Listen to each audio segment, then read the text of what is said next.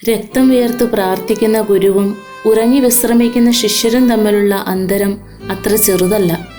വീരവാദം മുഴക്കിയ പത്രോസും സ്നേഹം കൊണ്ട് വീർപ്പ് മുട്ടിച്ച യോഹന്നാനും ഈ ഉറങ്ങിയവരിൽ പെടുന്നു. എന്തൊരു നിസ്സംഗത!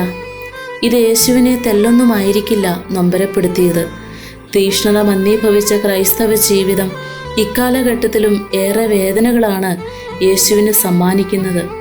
ധനത്തിൻ്റെയും സുഖലോലുപതയുടെയും മയക്കത്തിലാണോ ഇന്നും ശിഷ്യ സമൂഹം കഴിയുന്നതെന്ന് ആത്മശോധന ചെയ്യാൻ ഈ ദുഃഖവെള്ളി നമ്മെ ക്ഷണിക്കുന്നു. സ്നേഹത്തിൻ്റെ അടയാളമായ ചുംബനം ഒറ്റുകാരൻ വഞ്ചനയുടെ അടയാളമാക്കി മാറ്റി.